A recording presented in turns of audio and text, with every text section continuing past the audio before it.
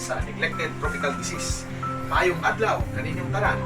Ako si Mayor Johnston N. Kimbo, ang inyong mayor sa lungsod sa Labason. Nalipay ko nga nagka-istorya kaninyong tanan. Karong adlaw aron magtinabay kita sa pagbatok sa neglected tropical disease o NTDs, mga sakit nga hinimtundan sa mikrobyo, parasitiko o mga hayop nga makatakot kung mahimo kining seryosong problema sa kahimsog kung dili kini maapingan. Usa kining mga sakit nga maong lymphatic filariasis nga mas nailan nga elephantiasis.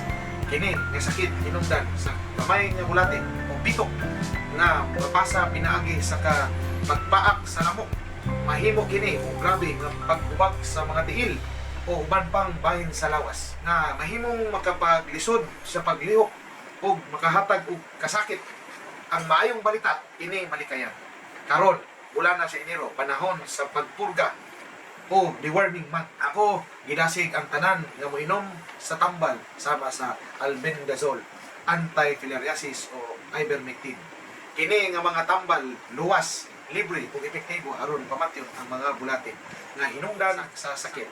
Isip inyong mayor, hugot akong suporta sa mga programa sa panglawas aron mapalipdan ang atong komunidad patok sa NTDs. Sapan kini mas malampuson uban sa inyong tabang.